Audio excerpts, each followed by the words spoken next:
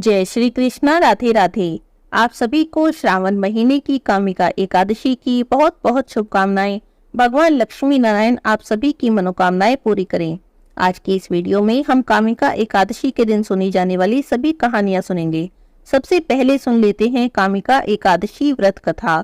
बोलिए श्री लक्ष्मी नारायण भगवान की जय हो।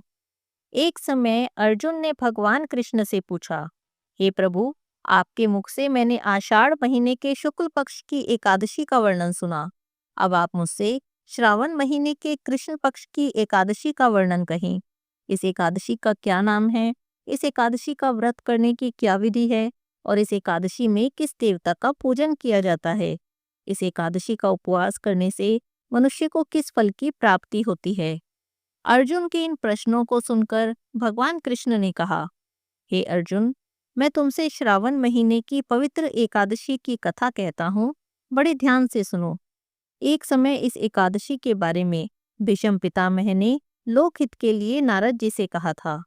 एक समय नारद जी ने भीष्म पितामह से पूछा, हे पितामह, आज तो मेरी श्रावण के कृष्ण पक्ष की एकादशी की कथा सुनने की इच्छा है, अतः आप इस एकादशी की व्रत कथा को विधान सहित कहें। नारद जी की इच्छा को सुनकर भीष्म पितामह ने कहा, नारद जी, आपने बहुत ही सुंदर प्रश्न किया है। अब आप मुझसे इस कथा को श्रवण करें। श्रावण महीने के कृष्ण पक्ष की एकादशी को कामिका एकादशी कहा जाता है और इस एकादशी की कथा के सुनने मात्र से वाजपेय यज्ञ के समान फल की प्राप्ति होती है। कामिका एकादशी के उपवास में शंख चक्र गदाधारी भगवान विष्णु का पूजन करना चाहिए। जो भी मनुष्य इस एकादशी पर धूप दीप नैवेद्य से भगवान विष्णु का पूजन करते हैं, उन्हें तो गंगा स्नान से भी अधिक फल की प्राप्ति होती है। सूर्य ग्रहण और चंद्र ग्रहण में केदार और कुरुक्षेत्र में स्नान करने से जिस पुण्य की प्राप्ति होती है, वही पुण्य कामिका एकादशी के दिन भगवान विष्णु की भक्ति पूर्वक पूजा करने से प्राप्त हो जाता है। भगवान विष्णु की श्रावण माह में भक्ति पूर्वक पूजा करने का फल समुद्र और वन सहित इस पृथ्वी को दान करने से भी कहीं अधिक होता है। व्यातिपात में गंडकी नदी में स्नान करने से जो फल प्राप्त होता है, वही फल आज के दिन भगवान की पूजा से मिल जाता है। हे नारद जी, संसार में भगवान की पूजा का फल सबसे अधिक है, अतः भक्ति पूर्वक प्रतिदिन भगवान की पूजा करनी चाहिए। और जो प्रतिदिन भगवान की पूजा न कर सकें, तो श्रावण माह के कृष्ण पक्ष की कामिका एकादशी का उपवास करें। आभूषणों से युक्त बछड़ा सहित गोदान करने से जो फल प्राप्त होता है, वही फल कामिका एकादशी के उपवास से प्राप्त हो जाता है।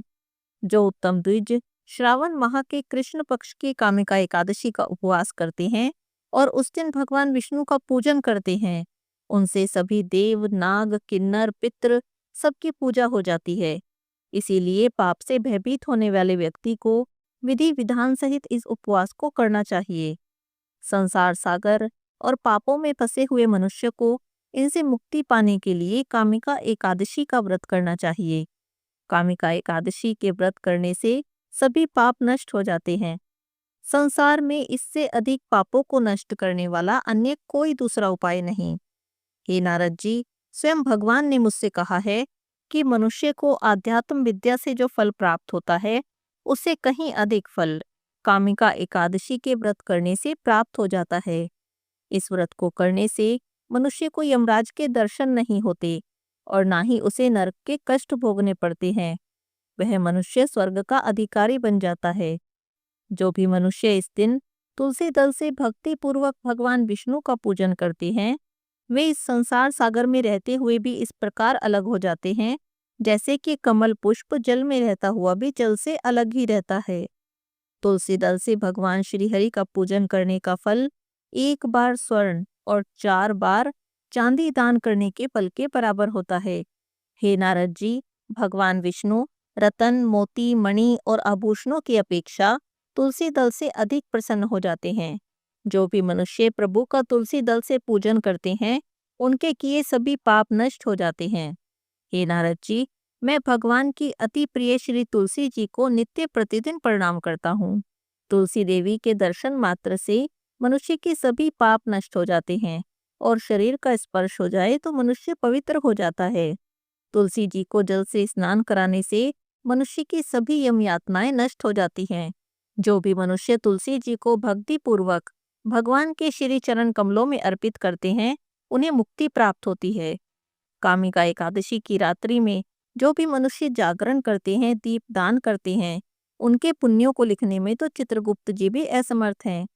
एकादशी के दिन जो मनुष्य भगवान के सामने दीपक जलाते हैं, उनके पितृ स्वर्गलोक में अमृत का पान करते हैं। हे नारद जी, इस एकादशी के दिन जो भी मनुष्य भगवान के सामने घी का या तिल के तेल का दीपक जलाता है, उसको सूर्योलोक में भी सहस्त्रों दीपकों का प्रकाश प्राप्त होता है। कामिका एकादशी का व्रत प्रत्येक मनुष्य को करना चाहिए। इस व्रत को करने से सभी पाप नष्ट हो जाते हैं। अब मैं आपसे कामिका एकादशी की व्रत कथा कहता हूँ, ध्यान से सुनो। बहुत समय पहले की बात है। किसी गांव में एक वीर क्षत्रिय रहता था। एक दिन किसी कारणवश उसकी एक ब्राह्मण से हाथापाई हो गई। क्षत्रिय वीर था और ब्राह्मण कमजोर था। हाथापाई से ब्राह्मण की मृत्यु हो गई। अपने हाथ से मारे गए ब्राह्मण की क्रिया उस क्षत्रिय ने करनी चाहिए, लेकिन पंडितों ने क्रिया में शामिल होने से मना कर दिया और कहा कि तुम पर तो ब्रह्म हत्या का दोष है। जब तक तुम इस पाप का प्रायश्चित नहीं कर लेते, तब तक हम तुम्हारे यहाँ भोजन नहीं करेंगे। इस पर उस क्षत्रिय ने पूछा कि मैं इस पाप से कैसे मुक्त हो सकता हूँ? आप इस पाप से मुक्त होने का कोई उपाय मुझे बताइए। तब ब्राह्मणों ने कहा कि श्रावण महीने के कृष्ण पक्ष की एकादशी को भक्ति भाव से भगवान श्रीधर का पूजन करो और उस दिन व्रत करो, ब्राह्मणों को भोजन कराओ और उनसे आशीर्वाद प्राप्त करो, तभी तुम्हारी इस पाप से मुक्ति होगी। क्षत्रिय ने ब्राह्मणों की बताई विधि के अनुसार कामिका एकादशी आने पर उसका व्रत किया और इस दिन भगवान श्रीधर का पूजन किया। रात्रि में भगवान श्री विष्णु ने उस क्षत्रिय को दर्शन दिए और कहा कि तुम्हें ब्रह्म हत्या के पाप से मुक्ति मिल गई है। हे नारद जी, इस व्रत को करने से ब्रह्म हत्या आदि सभी पापों से मुक्ति मिल जाती है। इस लोक में सभी सुख भोग कर प्राणी अंत में विष्णु लोक को जाते हैं। अतः कामिका एकादशी का उपवास प्रत्येक मनुष्य को पढ़ना चाहिए। इस एकादशी की कथा के पढ़ने या सुनने मात्र से ही स्वर्ग की प्राप्ति हो जाती है। बोलिए श्री विष्णु भगवान की जय हो, लक्ष्मी माता की जय हो। सतयुग में एक महाभयंकर दैत्य हुआ। उसका नाम मूर था। उस दैत्य ने इंद्र आदि सभी देवताओं पर विजय प्राप्त करके उन्हें उनके पद से हटा दिया। उसके बाद इंद्र ने भगवान शंकर से प्रार्थना की, हे भोलेनाथ, हम सभी देवता मूर दैत्य के अत्याचार से दुखी हो गए हैं और मृत्यु लोक में अपना जीवन व्यतीत कर रहे हैं। राक्षसों के भय से हम बहुत दुखी हैं और कष्ट भोग रहे हैं। मैं खुद भी बहुत दुखी और भयभीत हूँ। अन्य देवताओं की तो मैं क्या ही बात कहूँ। अतः हे कैलाशपति, कृपा करके आप मूर दैत्य के अत्याचार से रक्षा करने का कोई उपाय हमें बताइए। देवराज की प्रार्थना सुनकर भगवान शंकर ने कहा, हे देवेंद्र, आप भगवान श्री हरि के पास जाइए। मधु कैटभ का संहार करने वाले भगवान विष्णु देवताओं को अवश्य ही इस भय से भी मुक्त करेंगे। महादेव जी के आदेश पर इंद्रादिक सभी देवता क्षीर सागर में गए, जहाँ पर भगवान श्री हरि शेष शैया पर विराजमान थे। इंद्र सहित सभी देवताओं ने भगवान विष्णु के सामने उपस्थित होकर उनकी बहुत स्तुति की। हे तीनों लोकों के स्वामी, आप स्तुति करने के योग्य हैं। हम सभी देवता आपको कोटि कोटि प्रणाम कर रहे हैं। हे दैत्यों के संहारक, हम आपकी शरण में आए हैं, आप हमारी रक्षा करो। हे त्रिलोकपति, हम सभी देवता दैत्य के अत्याचारों से भयभीत होकर आपकी शरण में आए हैं। इस समय दैत्यों ने हमें स्वर्ग से निकाल दिया है और हम सभी देवता बड़ी ही दयनीय स्थिति में मृत्यु लोक में विचरण कर रहे हैं। अब आप ही हमारे रक्षक हैं, हमारी रक्षा कीजिए। हे कैलाशपति, हे जगन्नाथ, हमारी रक्षा कीजिए। देवताओं की करुण पुकार सुनकर भगवान श्री हरि ने कहा, हे देवगणों, ऐसा कौन सा दैत्य है जिसने सभी देवताओं को जीत लिया? आप सभी देवता किसके भय से पृथ्वीलोक में भटक रहे हैं? क्या वह दैत्य इतना बलवान है जिसने इंद्र सहित सभी देवताओं को जीत लिया है? तुम निर्भय होकर मुझे सारी बात बताओ। भगवान विष्णु के इन वचनों को सुनकर देवराज इंद्र ने कहा, हे प्रभु, प्राचीन काल में ब्रह्मवंश में उत्पन्न हुआ नाड़ी जंगम नाम का एक असुर था, जिसका मूर नामक एक पुत्र है, जो चंद्रवती नगरी में निवास करता है। उसने अपने बल से मृत्युलोक और देवलोक पर विजय प्राप्त कर ली है। सब देवताओं को देवलोक से निकाल दिया है और दैत्य कुल के असुरों को इंद्र, अग्नि, यम, वरुण, चंद्रमा आदि लोकपाल बना दिया है। वह स्वयं सूर्य बनकर पृथ्वी को तापता है, स्वयं मेघ बनकर जल की वर्षा करता है। अतः आप इस बलशाली भयानक असुर का संहार करें और हम देवताओं की रक्षा करें। देवेंद्र के मुख से ऐसे वचन सुनकर भगवान श्री हरि ने कहा, हे देवताओं, मैं आपके शत्रु का शीघ्र ही संहार करूंगा। आप सब इसी समय मेरे साथ चंद्रावती नगरी चलिए। देवताओं की पुकार पर भगवान विष्णु तुरंत ही उनके साथ चल दिए। उधर दैत्यराज मुर ने अपने तेज से जान लिया कि श्री विष्णु युद्ध की इच्छा से उसकी राजधानी की ओर आ रहे हैं। अतः अपने राक्षस योद्धाओं के साथ वह भी युद्ध भूमि में आकर गरजने लगा। देखते ही देखते युद्ध आरंभ हो गया। युद्ध आरंभ होने पर अनगिनत असुर अनेकों अस्त्रों और शस्त्रों को धारण करके देवताओं से युद्ध करने लगे। पर देवता तो पहले से ही डरे हुए थे। वे अधिक देर तक राक्षसों का सामना नहीं कर सके और वहां से भाग खड़े हुए। तब भगवान विष्णु स्वयं युद्ध भूमि में आ गए। दैत्य पहले से भी अधिक उत्साह में भरकर भगवान विष्णु से युद्ध करने लगे। वे अपने अस्त्रों और शस्त्रों से उन पर भयंकर प्रहार करने लगे। दैत्यों के आक्रमणों को श्री विष्णु अपने चक्र और गदा के प्रहारों से नष्ट करने लगे। इस युद्ध में अनेकों दैत्य सदा के लिए मृत्यु की गोद में समा गए। परंतु दैत्यराज मुर अभी भी भगवान के साथ युद्ध कर रहा था। उसका तो जैसे बाल भी बांका नहीं हुआ था। वह बिना डरे युद्ध करता रहा। भगवान विष्णु मुर को मारने के लिए जिन जिन अस्त्रों शस्त्रों का प्रयोग करते, वे सभी उसके तेज से नष्ट हो जाते और उस पर पुष्पों के समान गिरते। अनेकों अस्त्रों और शस्त्रों का प्रयोग करने पर भी भगवान विष्णु उससे नहीं जीत सके। तब वे आपस में मल्ल युद्ध करने लगे। भगवान श्री हरि उस असुर से देवताओं के लिए हजारों वर्षों तक युद्ध करते रहे, पर उस असुर से विजयी न हो सके। अंत में भगवान विष्णु शांत होकर विश्राम करने की इच्छा से बद्रिक आश्रम स्थित 38 कोस लंबी एक द्वार वाली हेमवती नाम की गुफा में प्रवेश कर गए। उस गुफा में प्रभु ने शयन किया। भगवान विष्णु के पीछे पीछे वह दैत्य भी गुफा में चला आया। भगवान श्री हरि को सोता देखकर वह उन्हें मारने को तैयार हो गया। वह सोच रहा था कि आज मैं अपने चिरशत्रु का अंत करके सदा सर्वदा के लिए निष्कंटक हो जाऊंगा। परंतु उसकी यह इच्छा पूरी न हो सकी, क्योंकि उसी समय भगवान विष्णु की देह से दिव्य वस्त्र धारण किए एक अत्यंत मोहिनी कन्या उत्पन्न हुई और राक्षस को ललकार कर उससे युद्ध करने लगी। उस कन्या को देखकर राक्षस को घोर आश्चर्य हुआ और वह सोचने लगा, ऐसी दिव्य कन्या कहाँ से उत्पन्न हुई। उसके बाद वह असुर उस कन्या से निरंतर युद्ध करता रहा। कुछ समय व्यतीत होने पर उस कन्या ने क्रोध में आकर उसके अस्त्रों और शस्त्रों के टुकड़े टुकड़े कर दिए, उसका रथ भी तोड़ दिया। अब तो दैत्य को बड़ा क्रोध आया। सारी मर्यादाएं भंग करके वह कन्या से मल्ल युद्ध करने लगा। उस तेजस्वी कन्या ने उस राक्षस को एक प्रहार से मूर्छित कर दिया और उसकी मूर्छा टूटने से पहले ही उसका शीश काटकर धड़ से अलग कर दिया। सिर कटते ही वह असुर पृथ्वी पर गिरकर मृत्यु को प्राप्त हुआ। शेष बचे हुए असुर अपने राजा का ऐसा दुखद अंत देखकर भयभीत होकर पाताल में भाग गए। भगवान विष्णु जब निद्रा से जागे तो उन्होंने असुर को मरा देखा तो उन्हें बहुत आश्चर्य हुआ और वे सोचने लगे, इतने महाबली असुर को किसने मारा है।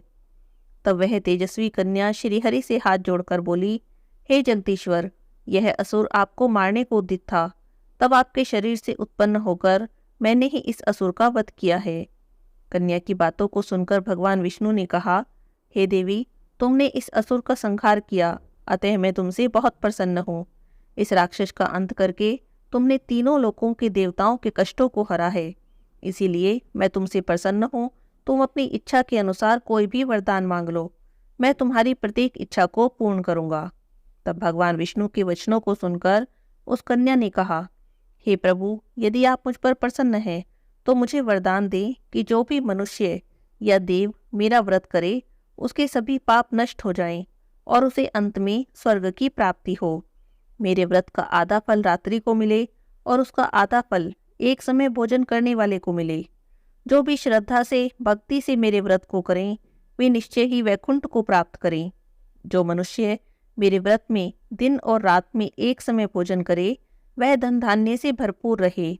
अगर आप मुझ पर प्रसन्न हैं तो मुझे ऐसा वरदान दीजिए। तब भगवान श्री हरि ने कहा, हे देवी, ऐसा ही होगा। मेरे और तुम्हारे भक्त एक ही होंगे। इस संसार में सभी सुखों को भोगकर अंत में प्रसिद्धि को प्राप्त होकर मेरे लोक को प्राप्त करेंगे। हे कल्याणी, तुम एकादशी को प्रकट हुई हो, इसीलिए तुम्हारा नाम भी एकादशी हुआ। जो भी मनुष्य तुम्हारा व्रत करेंगे उनके सभी पाप समूल नष्ट हो जाएंगे। अब तुम मेरे लिए तीज, अष्टमी, नवमी और 14 से भी अधिक प्रिय हो। तुम्हारे व्रत का फल सब तीर्थों के फल से महान होगा, यह मेरा अकाठ्य कथन है। और इतना कहकर भगवान श्री हरि वहीं से अंतर्ध्यान हो गए। एकादशी व्रत में एकादशी माता की इस कथा को जो कोई भी सुनता है उसके सभी पाप नष्ट हो जाते हैं और उसे अपने एकादशी व्रत का पूर्ण फल प्राप्त होता है। बोलिए एकादशी माता की जय हो। एक दिन की बात है, देवी सत्यभामा और भगवान श्री कृष्ण बैठकर बातें कर रहे थे। तब देवी सत्यभामा ने भगवान कृष्ण से पूछा, हे प्रभु, देवी रुक्मणी हर रोज तुलसी में जल चढ़ाती हैं, तुलसी के पास दीपक जलाती हैं, इसके पीछे क्या कारण है? तब भगवान कृष्ण कहने लगे, हे देवी सत्यभामा, तुमने बहुत अच्छा ही प्रश्न पूछा है। सभी पेड़ों और पौधों में तुलसी श्रेष्ठ मानी जाती है और तुलसी देवी मुझे सबसे अधिक प्रिय है। तुलसी पर जल चढ़ाने और दीपक जलाने का क्या महत्व है, यह मैं तुम्हें एक कथा के माध्यम से सुनाता हूँ। जो भी स्त्री इस कथा को ध्यान से सुनती है वह हमेशा सौभाग्यशाली रहती है और उसके घर में सुख समृद्धि आती है, उसके घर से गरीबी दूर हो जाती है। तब देवी सत्यभामा ने कहा, हाँ हाँ प्रभु, आप मुझे कथा सुनाइए, मैं पूरे ध्यान से इस कथा को सुनूंगी। भगवान कृष्ण ने कथा सुनानी प्रारंभ कर दी। बहुत समय पहले की बात है। हरिया नाम का एक वैश्य था। उसके पास धन संपत्ति सब कुछ था, लेकिन उसके घर में बस एक ही चीज की कमी थी और वह थी संतान। संतान न होने से हरिया और उसकी पत्नी हमेशा उदास रहते। उनके घर में किसी भी चीज की कोई कमी नहीं थी, पर उनके मन को सुकून नहीं था। दोनों बड़े परेशान रहते और सोचते कि हम कितनी भी धन दौलत जमा कर लें, लेकिन संतान के बिना तो हमारा जीवन अधूरा ही है। उन्होंने सारे उपाय कर लिए, दान पुण्य कर लिए, वैद्य को दिखाया, लेकिन कोई भी परिणाम नहीं निकला। एक दिन हरिया बड़े दुखी होकर अपनी पत्नी से कहने लगा कि मुझे समझ नहीं आ रहा, आखिर ऐसा क्या कारण है कि हमें संतान की प्राप्ति नहीं हो रही। दुखी होकर हरिया वशिष्ठ मुनि के आश्रम में गया। उसने वशिष्ठ मुनि को जाकर प्रणाम किया और याचना की, हे मुनिवर, मैं बहुत दुखी हूँ, मेरे कोई संतान नहीं, कृपया मुझे बताएं कि ऐसा क्या कारण है कि मैं निसंतान हूँ। तब वशिष्ठ जी ने कहा, हरिया, मैं दिव्य दृष्टि से तुम्हारे कर्मों को देखता हूँ। तब वशिष्ठ जी ने दिव्य दृष्टि से हरिया के पिछले जन्म का दृश्य देखा और उसे बताया कि पिछले जन्म में तुम एक धनी वैश्य थे। एक दिन एक भूखी प्यासी गाय तुम्हारे द्वार पर आई, लेकिन ना तो तुमने उसे कुछ खाने को दिया, न चारा दिया और ना ही पानी ही पिलाया। इसके विपरीत तुमने उस गाय को अपमानित किया और वहां से भगा दिया। उस गाय ने अभी अभी एक बछड़े को जन्म दिया था। वह भूख से व्याकुल हो रही थी और भूख से व्याकुल होने के कारण मूर्छित होकर वहीं गिर गई। अपने बछड़े को दूध भी नहीं पिला सकी। इसी कारण गाय ने तुम्हें श्राप दे दिया। मुनि वशिष्ठ जी ने कहा, हे हरिया, उस भूखी प्यासी गाय ने जो तुम्हें श्राप दिया, उसी कारण तुम इस जन्म में निसंतान हो। यह सब सुनकर हरिया को बहुत दुख हुआ और अपनी गलती पर पछताने लगा और मुनिवर से पूछने लगा, हे मुनिवर, कहिए, मैं इस पाप से कैसे मुक्त हो सकता हूँ? इसका क्या उपाय है? तब गुरु वशिष्ठ जी ने कहा कि तुम पुत्र यज्ञ करो। यज्ञ संपन्न होने पर ब्राह्मणों को गायों का दान करो। ऐसा करने से तुम्हें संतान की प्राप्ति होगी और तुम्हारे पाप से मुक्ति मिलेगी। लेकिन हरिया, इस बात को याद रखना, गाय का श्राप कभी खाली नहीं जाता। पुत्र यज्ञ करने से तुम्हें संतान की प्राप्ति तो हो जाएगी, लेकिन तुम्हारी वह संतान केवल 18 वर्ष तक ही जीवित रहेगी। मुनिवर के ऐसा कहने पर हरिया ने मुनिवर को धन्यवाद किया और कहा कि मैं आपके कहे अनुसार पुत्र यज्ञ का आयोजन करूंगा और इस पाप से मुक्ति पाऊंगा। और ऐसा कहकर हरिया अपने घर पर लौट आया। उसने अपनी पत्नी को सारी बातें विस्तार से बताई और कहने लगा कि गुरुजी ने कहा है कि हमें संतान की प्राप्ति होगी, लेकिन हमारी संतान केवल 18 वर्ष तक ही जीवित रहेगी। तब उसकी पत्नी ने कहा कि कोई बात नहीं, कम समय के लिए ही सही, हमें संतान की प्राप्ति तो होगी, कम से कम हमारा वंश तो आगे बढ़ेगा। तब हरिया ने पुत्र यज्ञ का आयोजन किया। उसने ऋषि मुनियों को, ब्राह्मणों को आमंत्रित किया, विधि पूर्वक यज्ञ संपन्न किया। यज्ञ संपन्न होने पर अग्निदेव प्रकट हुए और हरिया ने अग्निदेव से प्रार्थना की, हे अग्निदेव, मेरे पुत्र यज्ञ को सफल करो और मुझे संतान प्राप्ति का वरदान दो। तब अग्निदेव ने कहा कि हे हरिया, तुम्हारा यज्ञ सफल हुआ, अब तुम्हें संतान की प्राप्ति होगी, लेकिन ध्यान रखना वह केवल 18 वर्ष तक ही जीवित रहेगी। हरिया ने अग्निदेव को धन्यवाद दिया और कहा कि मैं वचन देता हूँ कि मैं अपने संतान की देखभाल पूरी श्रद्धा के साथ करूंगा। यज्ञ संपन्न हुआ और हरिया को संतान का वरदान मिला। कुछ समय के बाद उसकी पत्नी ने एक सुंदर तेजस्वी पुत्र को जन्म दिया। उसके सभी संस्कार पूरे किए गए। शिक्षा ग्रहण के लिए उसे गुरुकुल भेजा गया। हरिया और उसकी पत्नी को हमेशा ये बात याद रहती कि उनके पुत्र की आयु केवल 18 वर्ष की है। जब उनका बेटा 16 वर्ष का हो गया, तब वे दोनों सोचने लगे कि हमारा बेटा 16 वर्ष का हो गया है। भाग्य के अनुसार हमारे पुत्र की आयु केवल 18 वर्ष की है। 18 वर्ष के बाद उसकी मृत्यु हो जाएगी। हमें उसका विवाह कर देना चाहिए। कम से कम हमारा वंश तो आगे बढ़ता रहेगा। बस ऐसा सोचकर हरिया और उसकी पत्नी ने सुभद्रा नाम की एक गुणवती लड़की के साथ अपने पुत्र का विवाह कर दिया। सुभद्रा बहुत चरित्रवान और पतिव्रता स्त्री थी। सुभद्रा को इस बात का पता नहीं था कि उसके पति की आयु केवल 18 वर्ष की है। विवाह के बाद सुभद्रा अपने सास ससुर और पति की बहुत सेवा करती थी और उसने बहुत जल्दी ही मधुर वाणी से सबका मन जीत लिया। थोड़े ही समय बाद हमारे पुत्र की मृत्यु हो जाएगी और हमारी बहू विधवा हो जाएगी। इस बात को सोचकर हरिया और उसकी पत्नी का मन ग्लानि से भर जाता। लेकिन कभी कभी इंसान का मन स्वार्थी हो जाता है। धीरे धीरे समय बीतता रहा। जैसे जैसे समय बीत रहा था, हरिया और उसकी पत्नी का मन ग्लानि से भरता जा रहा था। एक दिन उन्होंने अपनी बहू सुभद्रा को अपने पास बुलाया और बड़े दुखी मन से कहा, बहू, हमें माफ कर देना, हमने तुम्हारे साथ बड़ा ही अन्याय किया है। तब सुभद्रा ने कहा कि माताजी, पिताजी, आप ऐसा क्यों कह रहे हैं? आप मुझसे क्षमा मांगकर मुझे लज्जित कर रहे हैं। आप मुझसे कहें क्या बात है? तब वे कहने लगे कि बेटी, हमने तुमसे एक बहुत बड़ी बात छुपाई है। हमें हमारा पुत्र यज्ञ से प्राप्त हुआ है और हमारे पुत्र की आयु केवल 18 वर्ष की है और अब वह समय पास आ रहा है जब हमारे पुत्र की मृत्यु हो जाएगी। तब सुभद्रा कहने लगी, यह बात जानकर मुझे बहुत दुख हुआ है, लेकिन मैं आपको विश्वास दिलाती हूँ, आप बेवजह चिंता कर रहे हैं। मैं अपने पति के प्राणों की रक्षा करूंगी। बस आप मुझे कुछ सामान ला दें। तब हरिया ने कहा, हाँ हाँ, मुझे बताओ तुम्हें क्या चाहिए।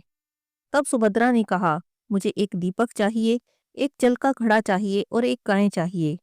हरिया ने तुरंत अपनी बहू को दीपक, जल और गाय लाकर दी और कहने लगा, बेटी सुभद्रा, जैसा तुमने कहा था मैंने सब सामान तुम्हें लाकर दे दिया है। तब सुभद्रा ने कहा कि धन्यवाद पिताजी, अब मैं अपने पति की रक्षा कर सकती हूँ। धीरे धीरे वह दिन भी आ गया जब सुभद्रा के पति की मृत्यु होने वाली थी।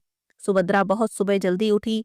उसने नहा धोकर साफ कपड़े पहने, तुलसी में जल अर्पित किया, तुलसी माता को प्रणाम करके तुलसी माता के पौधे पर चुनरी बांधी और प्रार्थना करने लगी, हे तुलसी माँ, मैं इस चुनरी के साथ आपकी शरण में आई हूँ, आप मेरे सुहाग की रक्षा करना।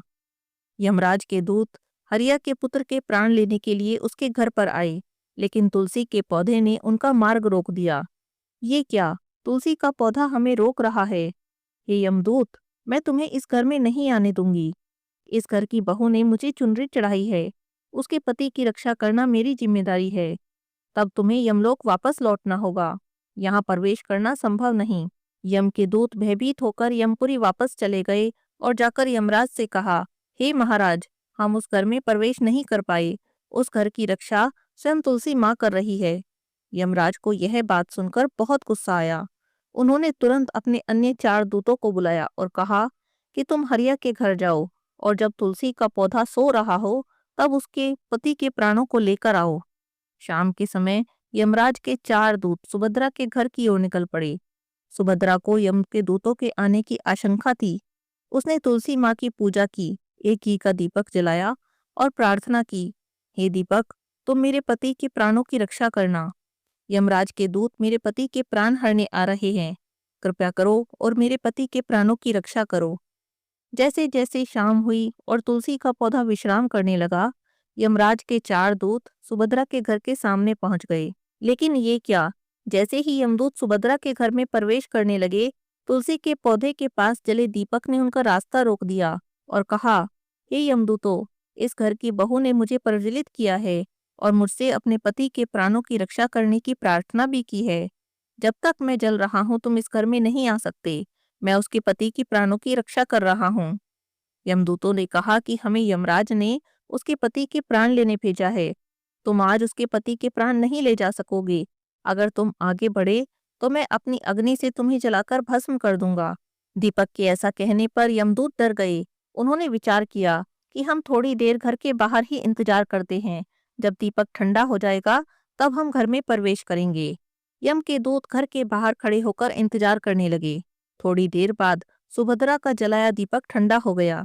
यम के दूतों ने फिर से घर में घुसने की कोशिश की, लेकिन इस बार जल के लोटे ने उनका मार्ग रोक लिया। वही जल का लोटा जिसे सुभद्रा ने तुलसी देवी की पूजा करने के बाद तुलसी देवी के पास ही रख दिया था। जल ने कहा, इस घर की रक्षा की जिम्मेदारी मेरी है। अगर तुमने इस घर में आने की भी कोशिश की तो सोच लेना, मैं तुम्हारे नरक की आग को अपने जल से बुझा दूंगा। तुम्हारा नरक लोक डगमगा जाएगा। यम के दूतों ने जब लोटे की बात सुनी तो भयभीत होकर वापस लौटने का निर्णय किया। वापस लौटकर यमराज को सारी बात बताई कि अग्नि और जल ने उनका मार्ग रोक दिया। यह सुनकर तो यमराज को बहुत गुस्सा आया। उन्होंने फिर से 8 यमदूतों को बुलाया और कहा, तुम सब जाओ और जैसे भी हो सुभद्रा के पति को लेकर आओ।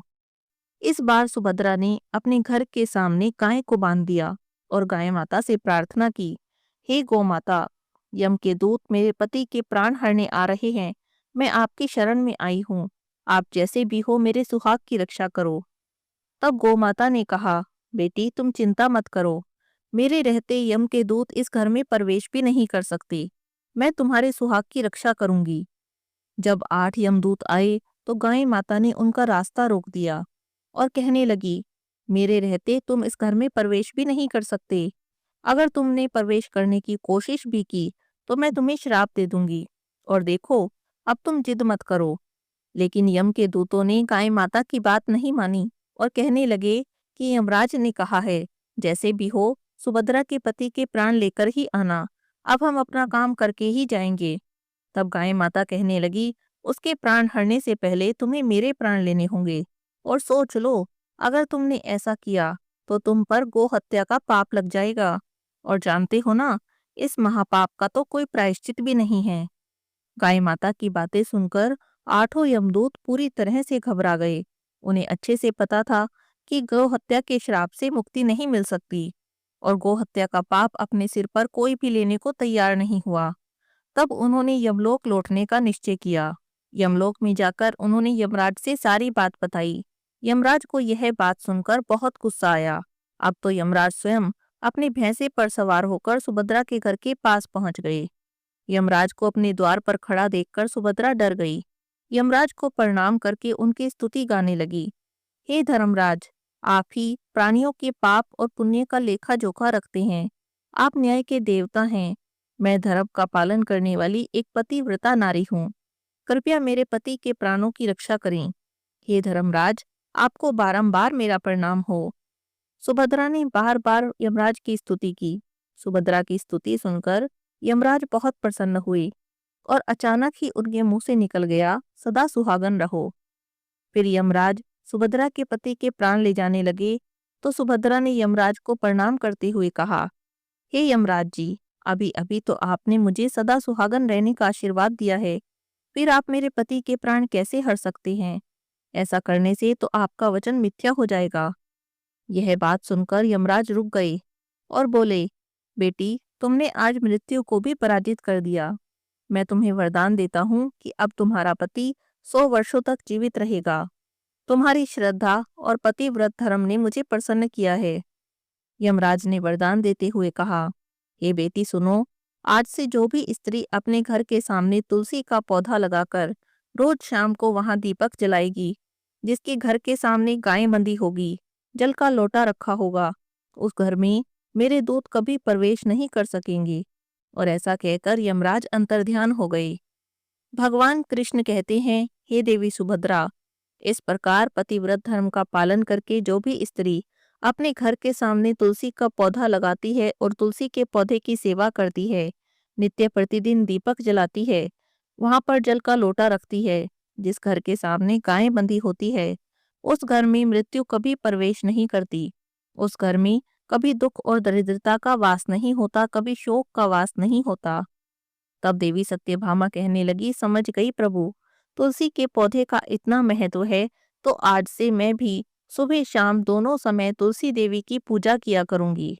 बोलिए तुलसी माता की जय हो। किसी गांव में एक बुढ़िया माई अपने बेटे के साथ रहती थी। बुढ़िया माई के पास एक गाय थी जिसकी बुढ़िया माई बहुत सेवा करती थी। बुढ़िया माई का बेटा जंगल से लकड़ी काट कर लाता और लकड़ियों को बेचकर, गाय का दूध बेचकर, गाय के गोबर से बने उपलों को बेचकर बुढ़िया माई और उनके बेटे का गुजारा होता था। एक दिन की बात है, बुढ़िया माई अपने बेटे से कहने लगी, बेटा तेरी शादी की उम्र हो गई है, अब तुझे शादी कर लेनी चाहिए। तब बुढ़िया माई के बेटे ने हाँ कर दी।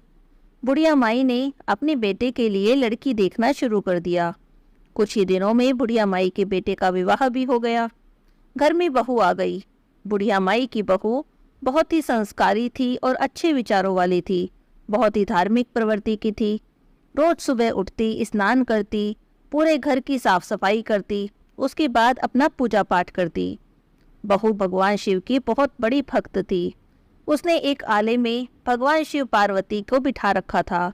रोज उनके सामने घी का दिया जलाती और प्रार्थना करती।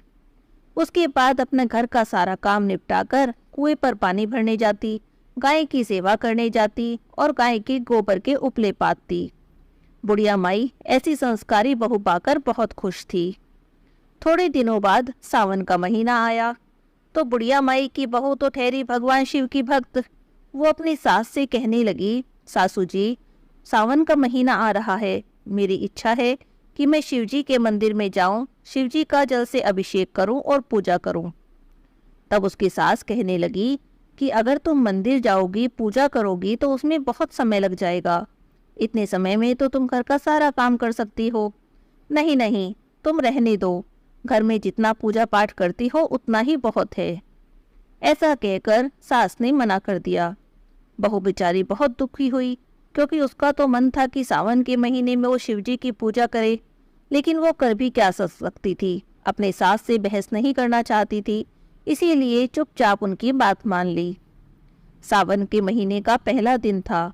बहू बेचारी बड़े दुखी मन से घर का सारा काम करके, अपना पूजा पाठ करके पानी भरने जा रही थी। जब वो घर से निकली तो उसने सामने से दो स्त्रियों को आते देखा। दोनों के हाथों में पूजा की थाली थी। उन्हें देखते ही बहू समझ गई कि दोनों मंदिर जा रही हैं। अब तो उसे और भी ज्यादा दुख हुआ। वो वहीं पर खड़ी होकर उन दोनों को देखने लगी। जैसे वे दोनों उसके मन की बात समझ गई थी, वे उसके पास आकर बोली, क्या तुम मंदिर नहीं चल रही हो? सावन का महीना है, सावन के महीने में भगवान शिव की पूजा करनी चाहिए। तब वह कहने लगी कि मेरा तो बड़ा मन था कि मैं मंदिर जाऊं, भगवान शिव का अभिषेक करूं, पूजा करूं, लेकिन मेरी सास ने मना कर दिया है, इसीलिए मैं मंदिर नहीं जा सकती। तब वे कहने लगी, तो कोई बात नहीं, तुम घर से निकली हो, हमारे साथ मंदिर में चलो, ये थोड़ी ही दूर पर यहाँ पर मंदिर है, उसके बाद तुम पानी भरकर अपने घर चली जाना।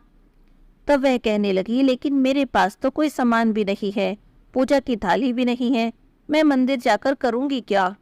तब वे कहने लगी, कोई बात नहीं, तुम हमारी थाली में से सामग्री लेकर पूजा कर लेना, अब तुम ज्यादा मत सोचो, तुम हमारे साथ चलो। ऐसा कहकर वे उसे अपने साथ मंदिर ले गई। बहू ने वहां जाकर बहुत खुशी के साथ भगवान शिव की पूजा की, भगवान शिव का जल से अभिषेक किया, प्रार्थना की। उसके बाद पानी भरकर गाय की सेवा करके वो घर आ गई। अब इसी तरह से बहू रोज उन दोनों के साथ मंदिर जाने लगी। करते करते पूरा सावन का महीना बीत गया। सावन के महीने का आखिरी दिन था। बहू उन दोनों के साथ पूजा करने गई तो सोचने लगी कि पूरा महीना मैंने इन दोनों की थाली में से सामग्री लेकर भगवान शिव की पूजा की है। आज सावन के महीने का आखिरी दिन है, मुझे अपने सावन के महीने के स्नान का उद्यापन भी करना है, तो मुझे कुछ अपनी तरफ से भी भगवान शिव को भेंट देना चाहिए।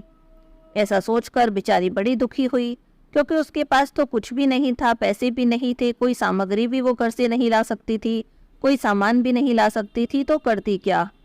तभी उसका ध्यान अपनी नाक में पड़ी नथ पर गया। उसने झट से वो नथ निकाली, उसे धोकर उसी को भगवान शिव को समर्पित कर दिया।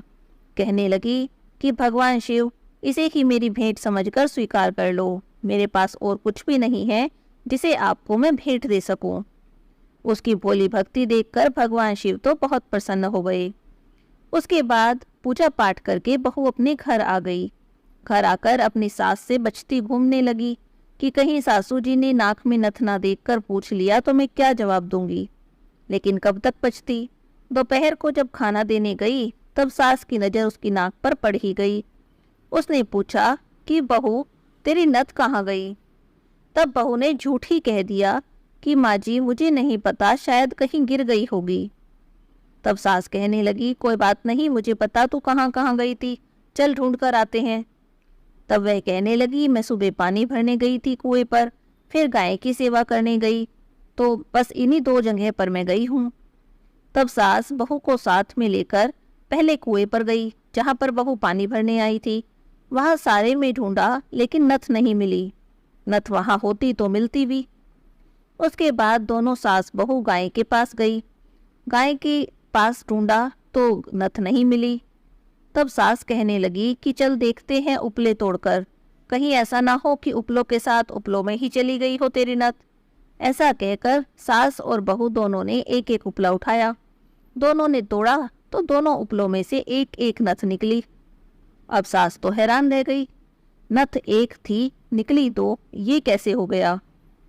अब सास ने जिज्ञासावश तीसरा उपला उठाया और उसे तोड़ा, देखा तो उसमें से भी एक नथ निकली। अब सास ने एक एक करके सारे उपले तोड़ दिए और सब में से एक एक नथ निकलती चली गई। वहां पर तो नथ का ढेर सा लग गया। सास बहू की तरफ देखने लगी कि ये सब क्या हो रहा है। बहू समझ रही थी कि ये सब भगवान शिव की लीला है। तब वह सास से बोली कि माँ जी, ये सब भगवान शिव की लीला है। और ऐसा कहकर उसने पूरा महीना शिव मंदिर जाने की, पूजा करने की सारी बात अपनी सास को बता दी। बहू कहने लगी कि माँ जी, मेरे पास और कुछ नहीं था, इसीलिए मैंने अपनी नथी धोकर भगवान शिव को समर्पित कर दी।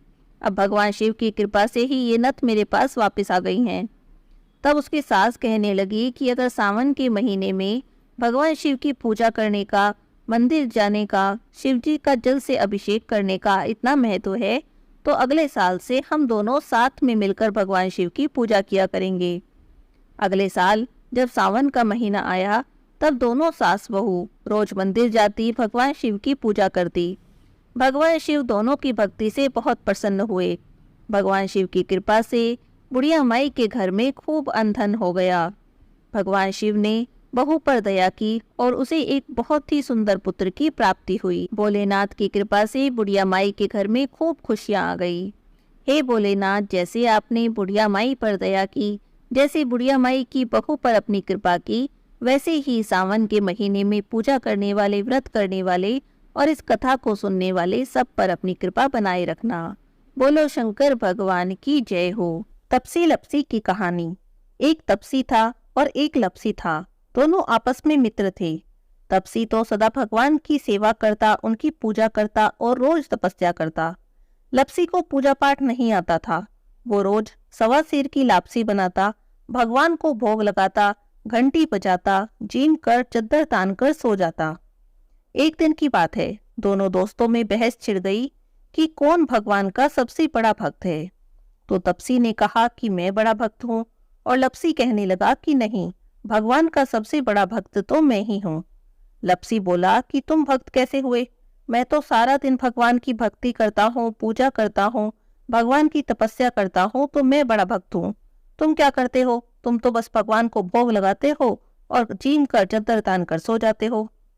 दोनों लड़ रहे थे। उसी समय नारद मुनि पृथ्वी पर घूमने के लिए आए। उन्होंने तपसी और लपसी को आपस में लड़ते झगड़ते देखा तो उनके लड़ने का कारण पूछने लगे। तब दोनों ने नारद मुनि को प्रणाम किया और अपनी अपनी समस्या बताई। तपसी कहने लगा कि नारद मुनि जी, मैं तो हमेशा भगवान की भक्ति करता हूँ, तपस्या करता हूँ, लेकिन लपसी कह रहा है कि भगवान का सबसे बड़ा भक्त वो ही है।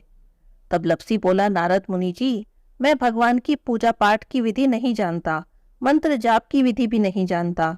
बस मुझे तो इतना पता है कि सच्चे मन से सबकी सेवा करो, उसी से भगवान प्रसन्न हो जाते हैं। तो मैं तो भगवान को रोज 1.25 सेर की लापसी बनाता हूँ, भोग लगाता हूँ और जीम कर सो जाता हूँ। मुझसे जितना हो सकता है सबकी सेवा करता हूँ और मदद करता हूँ, और मुझे लगता है कि प्राणी मात्र की सेवा करना ही भगवान की सच्ची भक्ति है। इसीलिए मैं अपने आप को भगवान का सच्चा और सबसे बड़ा भक्त मानता हूँ। तपसी और लपसी की बातें सुनकर नारद मुनि कुछ देर के लिए सोच में पड़ गए। फिर कुछ देर बाद कहने लगे कि तुम दोनों आपस में मत लड़ो। तुम दोनों में से कौन भगवान का सबसे बड़ा भक्त है, यह बात मैं सिद्ध कर दूंगा, लेकिन इस बात का फैसला मैं कल करूंगा। दोनों को नारद मुनि की बातों पर विश्वास था, इसीलिए दोनों प्रसन्न मन से अपने अपने घर चले गए। अगले दिन जब तपसी सुबह सुबह नदी पर स्नान करने के लिए जाने लगा, तो नारद मुनि ने उसके रास्ते में 1.25 करोड़ की एक अंगूठी रख दी। तपसी ने वह अंगूठी देखी तो उसने सोचा, ये तो बड़ी कीमती अंगूठी है, लगता है किसी की गिर गई है। उसने अंगूठी उठाकर देखा तो देखा वो तो बहुत महंगी थी, करोड़ों की अंगूठी थी। बस तपसी के मन में लालच आ गया। उसने सोचा कि इस अंगूठी को बेचकर मुझे बहुत सारे पैसे मिलेंगे, उससे मैं बहुत बड़े बड़े यज्ञ करूंगा, मंदिर बनवाऊंगा और भगवान की खूब भक्ति करूंगा और अपने आप को भगवान का सबसे बड़ा भक्त सिद्ध कर दूंगा। बस इसी लालच के कारण उसने वह अंगूठी अपने ही पास रख ली, और जब नहा धोकर तपस्या करने बैठा तो पैर के नीचे अंगूठी दबाकर बैठ गया। उधर लपसी ने रोज की तरह 1.25 सेर की लापसी बनाई और वह भगवान को भोग लगाने के लिए जाने लगा। तब नारद मुनि ने उसके रास्ते में भी बिल्कुल वैसे ही 1.25 करोड़ की एक अंगूठी रख दी। लपसी ने भी अंगूठी को देखा, उठाकर सोचने लगा, अरे ये तो बड़ी कीमती अंगूठी है, लगता है किसी की गिर गई। जिसकी गिरी है उसे कितना दुख हो रहा होगा। उसने अंगूठी उठाई और भगवान के मंदिर में चला गया। मंदिर में जाकर उसने भगवान को लापसी का भोग लगाया और उसके बाद वह अंगूठी भगवान के ही चरणों में रख दी। उसने सोचा कि जिसकी भी अंगूठी गिरी होगी वो भगवान से प्रार्थना करने के लिए मंदिर में तो जरूर आएगा, तो उसे अपनी अंगूठी यहीं पर मिल जाएगी। और ऐसा करने के बाद भगवान को भोग लगाकर लापसी जीम कर वो तो चद्दर तान कर सो गया। शाम हुई तो तपसी लपसी फिर से मिले। तभी वहां पर नारद जी आ गए तो दोनों नारद जी से पूछने लगे, कहिए नारद जी, हम दोनों में से भगवान का सबसे बड़ा भक्त कौन है? तब नारद जी बोले कि तुम दोनों में से सबसे बड़ा भगवान का भक्त तो लपसी है। तो तपसी तो चिढ़ गया, बोला, नारद जी आप ऐसा किस आधार पर कह रहे हैं? तब नारद जी ने कहा कि सुबह मैंने तुम दोनों के रास्ते में करोड़ों करोड़ों की अंगूठी रखी थी। तब नारद जी ने कहा कि तुमने लालच किया, तुमने वह अंगूठी उठाकर रख ली, इसी कारण तुम्हारी तपस्या भंग हो गई है। और लपसी ने लालच नहीं किया, उसने वह अंगूठी भगवान के चरणों में चढ़ा दी, इस विचार के साथ कि जिसकी अंगूठी होगी वह यहाँ से उठाकर ले जाएगा। इसी कारण लपसी ही भगवान का सबसे बड़ा भक्त है। अब तो तपसी को अपनी भूल पर बहुत पछतावा हुआ। वो तो नारद जी के पैरों में गिर गया और जोर जोर से रोने लगा और कहने लगा, हे भगवान मुझ पर दया करो, मुझसे गलती हो गई, अब आप बताओ मेरी तपस्या का फल मुझे कैसे मिलेगा? तब नारद जी को उस पर दया आ गई और वो कहने लगे कि जो सारी कहानी कहकर तेरी कहानी नहीं कहेगा उसकी तपस्या का सारा फल तुझे मिल जाएगा। जो ब्राह्मण जिमाकर दक्षिणा नहीं देगा, जो साड़ी ब्लाउज देकर दक्षिणा नहीं देगा, तो उसकी तपस्या का, उसके पूजा पाठ का सारा फल तुझे मिल जाएगा। जो अपने घर में गाय कुत्ते की रोटी नहीं बनाएगा तो उसके पूजा पाठ का सारा फल तुझे मिल जाएगा। दीपक जलाकर हाथ नहीं जोड़ेगा, दीपक से दीपक जलाएगा तो उसकी तपस्या का सारा फल तुझे मिल जाएगा। और इतना कहकर नारद जी वहां से अंतर्ध्यान हो गए। इसीलिए हर कथा कहानी के साथ तपसी लपसी की कहानी कही जाती है, वरना किसी भी कथा कहानी का फल नहीं मिलता। बोलिए तपसी लपसी की जय हो। अब सुनते हैं एकादशी माता की आरती। बोलिए एकादशी माता की जय हो, विष्णु भगवान की जय हो। ओम जय एकादशी माता, विष्णु पूजा व्रत को धारण कर शक्ति मुक्ति पाता। ओम जय एकादशी माता, ओम जय एकादशी माता, विष्णु पूजा व्रत को धारण कर शक्ति मुक्ति पाता। ओम जय एकादशी माता। तेरे नाम गिनाऊं देवी भक्ति प्रदान करनी, गण गौरव की देनी माता शास्त्रों में है वरनी। ओम जय एकादशी माता, विष्णु पूजा व्रत को धारण कर शक्ति मुक्ति पाता। ओम जय एकादशी माता, मार्गशीर्ष के कृष्ण पक्ष की उत्पन्ना विश्वतारिणी जन्मी, शुक्ल पक्ष में हुई मोक्षदा मुक्तिदाता बन आई। ओम जय एकादशी माता, विष्णु पूजा व्रत को धारण कर शक्ति मुक्ति पाता।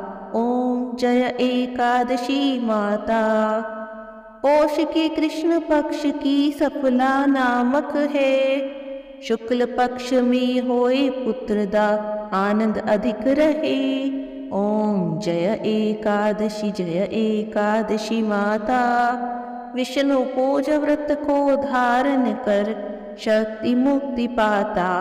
ओम जय एकादशी माता, नाम षट तिला माघ मास में कृष्ण पक्ष आवे, शुक्ल पक्ष में जया कहावे विजय सदा पावे।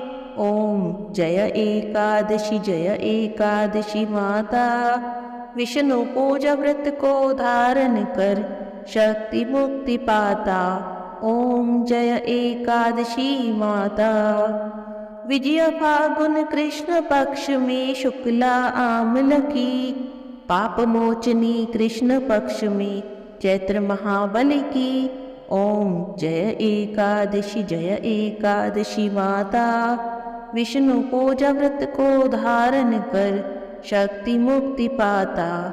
ओम जय एकादशी माता, चैत्र शुक्ल में नाम कामदा धन देने वाली, नाम बरुथनी कृष्ण पक्ष में वैशाख माह वाली।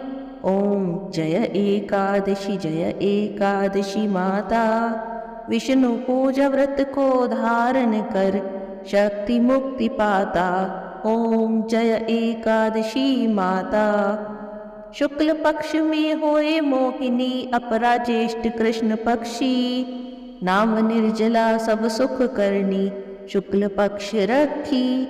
ओम जय एकादशी माता, विष्णु पूजा व्रत को धारण कर शक्ति मुक्ति पाता।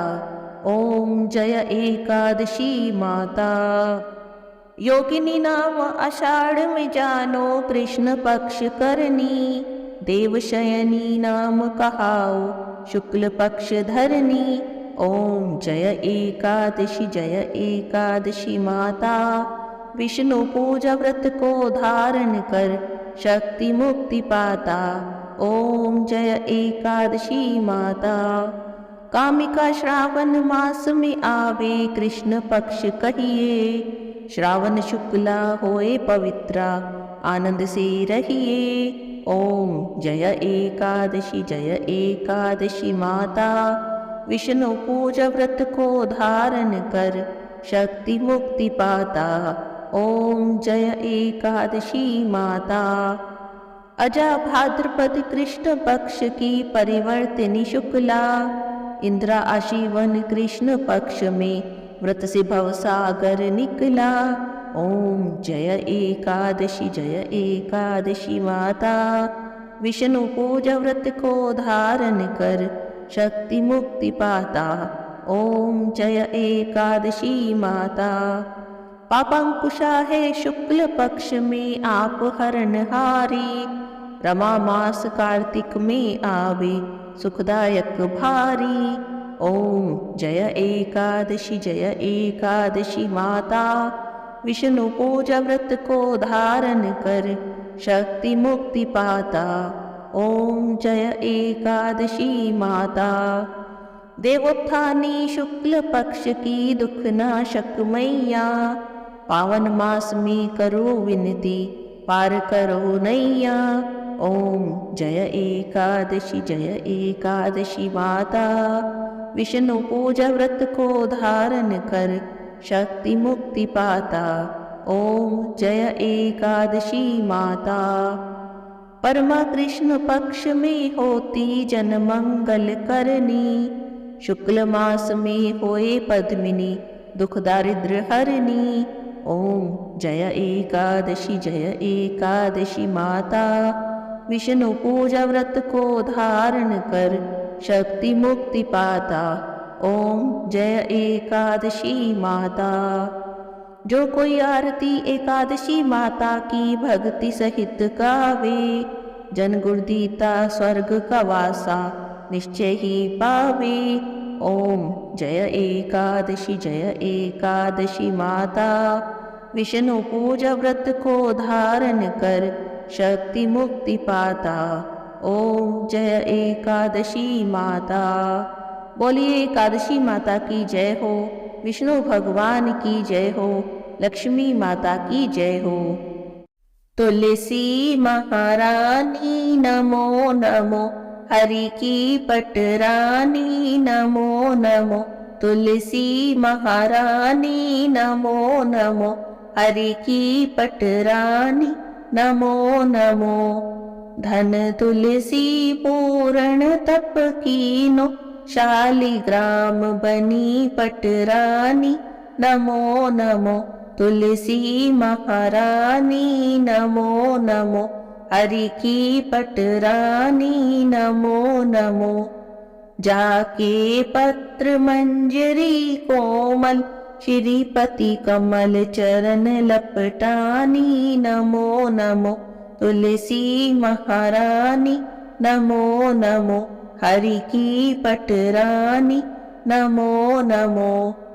कौन से महीने में बोई रानी तुलसा, कौन से महीने में हुई हरियाली नमो नमो।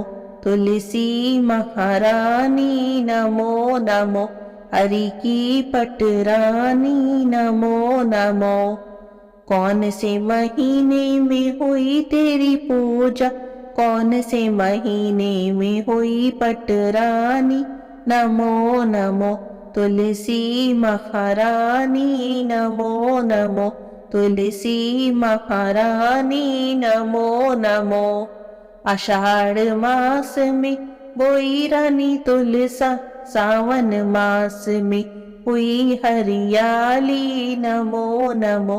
तुलसी महारानी नमो नमो, हरि की पटरानी नमो नमो।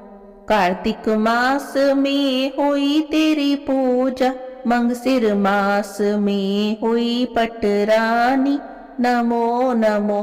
तुलसी महारानी नमो नमो, हरि की पटरानी नमो नमो।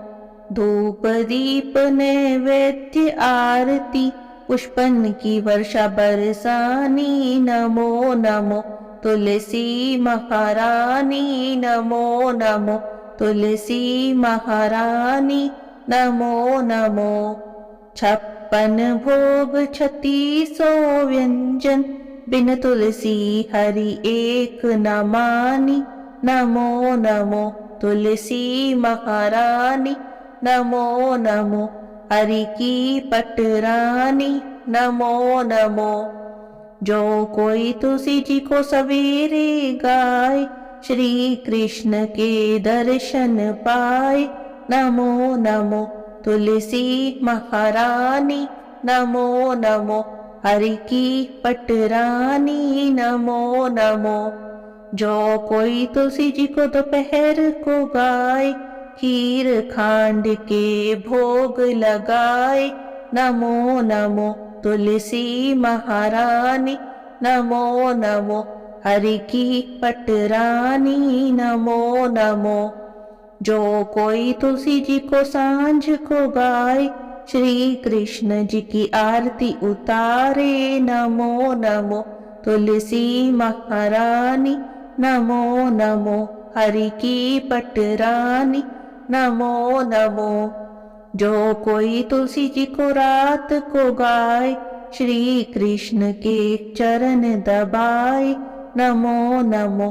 तुलसी महारानी नमो नमो हरि की पटरानी, नमो नमो।